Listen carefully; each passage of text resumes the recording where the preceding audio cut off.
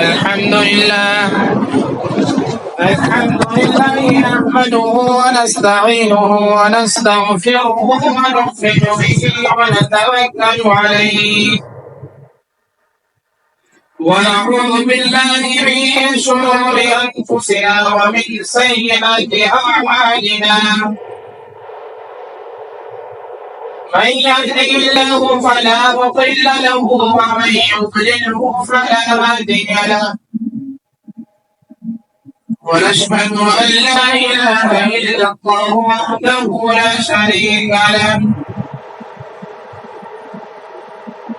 ونشهد أن محمدا عبده ورسوله أما بعد فأعوذ بالله من الشيطان الرجيم بسم الله الرحمن الرحيم إن عدة الشهور عند الله 12 شهرا في كتاب الله يوم خلق السماوات والأرض منهم 4 حرم ذلك الدين القيم فلا تظلموا فيهن أنفسكم صدق الله العظيم وصدق رسوله النبي الكريم ونحن على ذلك لمن الشاهدين والشاكرين والحمد لله رب العالمين. انتہائی واجب الاحترام بزرگوں اور جوانوں، آج اسلامی تاریخ اسلامی سال کا پہلا مہینہ آج سے شروع ہو رہا ہے۔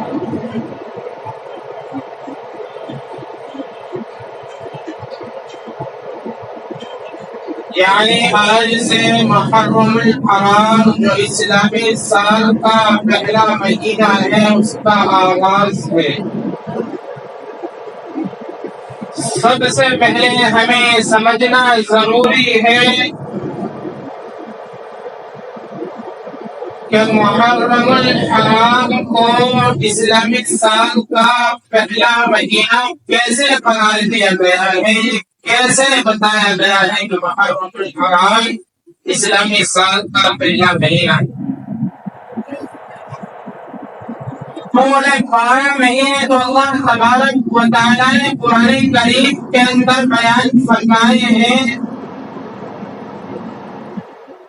لیکن یہ اسلامی سال کا محرم الحرام پہلا مہینہ اس طرح قرار دیا گیا ہے۔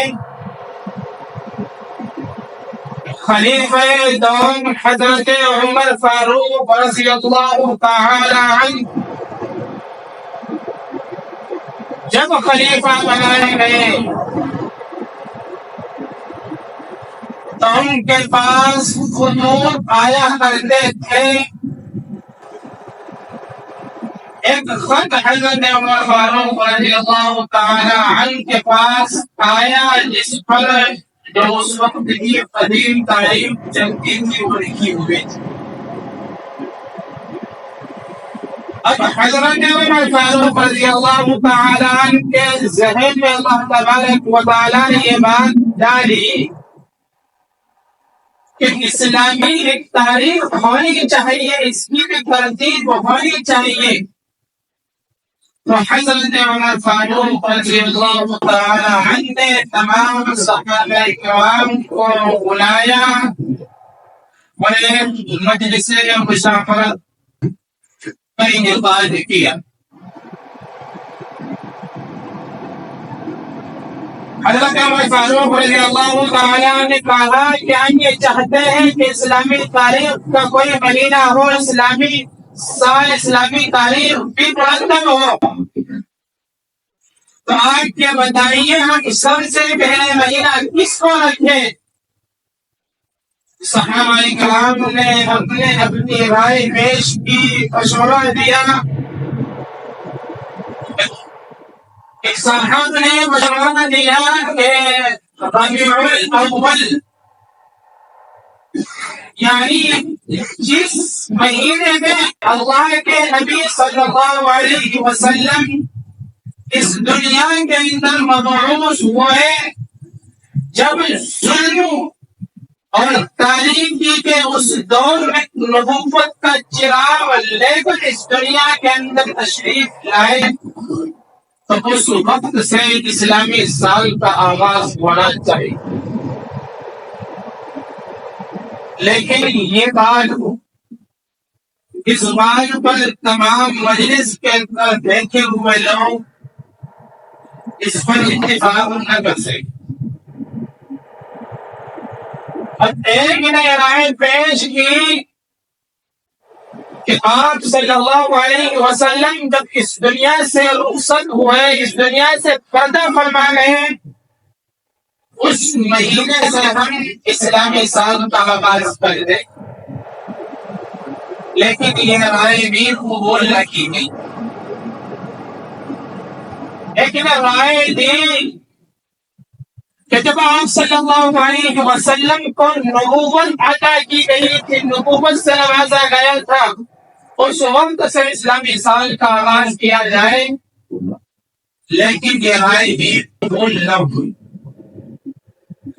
اب سب سے بعد میں سب سے آخر رائے خلیفہ جہاں حضرت علی رضی اللہ تعالیٰ نے پیش کی کہ ہم اسلامی سال کا پہلا مہینہ اس کو رکھتے ہیں جس وقت آپ صلی اللہ علیہ وسلم نے مکہ مکرمہ سے مدینہ کی طرف ہجرت فرمائی تھی، تو ہم اسلامی سال کا پہلا مہینہ اس کو رکھتے ہیں۔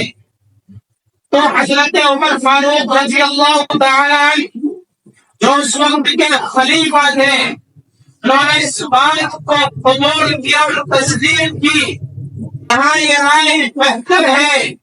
حالانکہ ہم صلی اللہ علیہ وسلم نے ہجرت تو ربیع الاول میں کی ہے، لیکن ہجرت کا ارادہ محرم الحرام سے کر لیا تھا۔ تو اسی مناسبت کی بنا پر حضرت عمر فاروق رضی اللہ تعالی عنہ نے اس محرم الحرام کو اسلامی سال کا پہلا مہینہ قرار دیا تھا۔ اس وقت سے یہ اسلامی سال کا پہلا مہینہ چلا آ رہا ہے۔ اس اسلامی سال کا پس منظر، اس کا واقعہ یہ ہے جو ہم سب کو یاد ہونا ضروری ہے، کیونکہ ہمیں آج عیسائیوں کی بتائی ہوئی تاریخ کو یاد ہے، لیکن اپنی اسلامی تاریخ ہم کو یاد نہیں۔ حالانکہ اسلامی تاریخ کو یاد رکھنا فرض کفایہ ہے، اسلامی تاریخ کو یاد رکھنا ضروری ہے، کیونکہ تمام شریعت کے احکام جو لازم ہوتے ہیں وہ اسلامی تاریخ کے اعتبار سے ہوتے ہیں، چاہے رمضان المبارک کے روزے ہو، چاہے عید الفطر کا حج ہو، چاہے شعبان کا چاند نظر آنے کے بعد عید الفطر کا مبارک موقع ہو، یہ تمام کے تمام اسلامی تاریخ سے رکھے جاتے ہیں۔ اگر ہم اسلامی تاریخ کو یاد نہیں رکھیں گے تو ان مواقع کو، ان مبارک دنوں کو، ان خوشی کے موقع کو ہم کیسا رکھیں گے؟ اور اسی محرم الحرام میں ایک المناک واقعہ پیش آیا جس کی بنا پر حضرت امام حسین رضی اللہ تعالی عنہ کی شہادت ہوئی۔ حضرت امام حسین رضی اللہ تعالی عنہ کی شہادت اس محرم الحرام میں ہوئی۔ یہاں پر ایک بات سن لیجیے، بعض حضرات کے سمجھتے ہیں کہ محرم الحرام کی عظمت، محرم الحرام کی فضیلت، محرم الحرام کی عظمت، اس کی تعظیم کس بنا پر ہوتی ہے کہ امام حسین رضی اللہ تعالی عنہ کی شہادت ہوئی؟ ہرگز نہیں ہوتی اس بنا پر کہ امام حسین رضی اللہ تعالی عنہ کی شہادت کی بنا پر محرم الحرام کی فضیلت ہوتی ہے، نہیں، بلکہ محرم الحرام کی فضیلت انبیاء کے زمانے سے چلی آ رہی ہے۔ اللہ تبارک و تعالی نے فرمایا ان عدت الشہور عند اللہ 12 شہرا، یعنی کہ اللہ تبارک و تعالی نے 12 مہینے متعین کیے، ان تمام مہینوں میں سے 4 مہینوں کو اشہر حرم بنایا، جن مہینوں کے اندر زمانے جاہلیت کے اندر اور صلی اللہ علیہ وسلم کے مبعوث ہونے سے پہلے بھی ان کی تعظیم کی جاتی تھی۔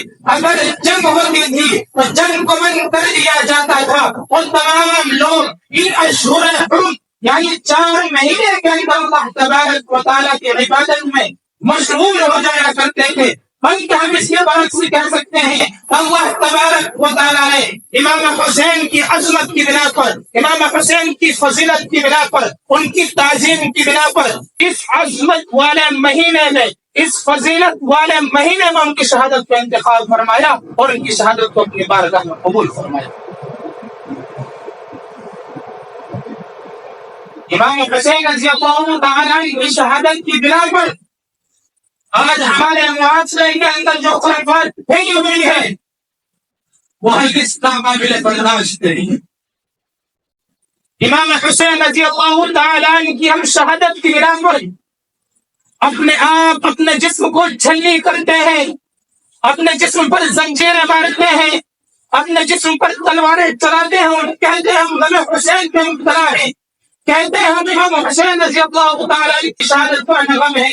ارے سنو تو صحیح، وہ امام حسین جس نے کبھی نماز قضا نہیں کی اور آج ہم ان کے غم، ان سے محبت کا دعویٰ کر کر اپنے جسم کو چھلنی کرتے ہیں اور اپنا لمبردار اٹھا کر سنگوں میں نعرے لگاتے ہوئے اور سنگوں میں ڈرامہ کرتے ہوئے گھومتے رہتے ہیں۔ کیا یہی امام حسین رضی اللہ تعالیٰ عنہ کہ جنہوں نے اپنی شہادت تو دے دی، کربلا کے میدان میں دردناک واقعہ پیش آیا، ان کے اوپر طرح طرح کے ظلم و ستم کیے گئے، اہل بیت کو نشانہ بنایا گیا، لیکن اس وقت بھی انہوں نے اپنی نماز کو قضا نہیں کیا۔ لیکن آج ہمارا حال یہ ہے کہ سڑکوں پر نعرہ لگاتے ہیں کہ ہم غم حسین میں ہیں، ہم محبت حسین میں ہیں، عشق حسین میں ہیں، لیکن مسجدوں کے اندر دیکھا جائے مسجدیں خالی پڑی ہے، مسجدوں کے اندر دیکھا جائے مسجدوں کی سطح خالی پڑی ہے۔ یہ کیا غم حسین ہے؟ یہ محبت حسین ہے؟ یہ عشق حسین ہے؟ ہرگز نہیں ہو سکتا عشق حسین، ہرگز نہیں ہو سکتا غم حسین جب تک کہ ہم نماز کو نہ پڑھیں۔ ایسے دعویٰ کر سکتے ہیں ہم کہ امام حسین یہ کام کر رہے ہیں، ہرگز نہیں کر رہے ہیں کام، اور یہ اپنے نفس کی بنا پر کر رہے ہیں۔ ہمارا نفس جو چاہتا ہے وہ کرتے ہیں اور ہم اس کام میں بڑی لذت آتی ہے اور سمجھتے ہیں کہ اسلامی احکام ہے۔ ہرگز نہیں اسلامی احکام ماتم منانا، ماتم منانے کی تاریخ یاد ہو۔ میں بتاتا ہوں آپ کو ماتم منانا کب سے شروع کیا گیا ہے۔ امام حسین رضی اللہ تعالیٰ عنہ کی شہادت کے 300 سال کے بعد ماتم منانا شروع کیا گیا ہے۔ ایک شیعہ شخص تھا، اس نے سن 391 اور 92 کی ہجری میں اس نے اعلان کیا بغداد کے اندر کہ آؤ گھر کی عورتیں سڑکوں پر نکل کر آؤ، اپنے دامن کو چیرو، اپنے سینوں کو چیرو اور غم مناؤ امام حسین رضی اللہ تعالیٰ عنہ کی شہادت پر۔ آؤ سڑکوں پر اپنے دوپٹے کو گھر پر رکھ کر آؤ، اپنے بالوں کو کھولو اور سڑکوں پر آؤ، اپنی بے حیائی کا عالم دکھاؤ۔ آج محرم کے اندر یہی عالم ہوتا ہے، محرم منائے جاتے ہیں، اس کے اندر ہماری بہنیں، ہماری مائیں طرح طرح کے فیشن کرتا آتی ہے، بال کو کھول کر آتی ہے اور کہتی ہیں ہم غم حسین میں ہیں۔ ارے اہل بیت کی محبت دکھانا چاہتے ہو، دیکھو تم فاطمہ الزہرا رضی اللہ تعالی عنہا کو، جن کی حیا یہ تھی، انہوں نے کہا کہ جب میرا انتقال ہو تو مجھے خاص کے روک لے جانا تاکہ میرے اوپر کسی غیر محرم کی نظر نہ پڑ جائے۔ یہ بھی فاطمہ کی، یہ تھی فاطمہ کا نظریہ۔ اور آج کی لڑکیاں غم حسین کے نام پر ننگا ناچ کرتی ہے، کھلے میں پھرتی ہے، بے حیائی کرتی ہے۔ کیا غم حسین ہے؟ ہرگز غم حسین نہیں ہو سکتا، ہرگز عشق حسین نہیں ہو سکتا۔ عجیب معاشرہ بنا رکھا ہے غم حسین کے نام پر، عجیب طرح کا ڈرامہ ہے محبت حسین کے نام پر۔ اگر اہل بیت کی تعریف کو، امام حسین رضی اللہ تعالیٰ کی تعریف کو پڑھو گے تو ہرگز جو ڈرامہ ہم یہاں کرتے ہیں کبھی نہیں پی سکتے۔ اللہ تبارک و تعالیٰ نے فرمایا فَلَا تُظْلِمُوا فِيهِنَّ أَنفُسَكُمْ کہ تم اپنی جانوں پر ظلم مت کرو، اپنی جان کی حفاظت کرو۔ اور ایک ہم ہے کہ غم حسین کے نام پر اپنے جسم کو چھلنی کر رہے ہیں، زخمی کر رہے ہیں۔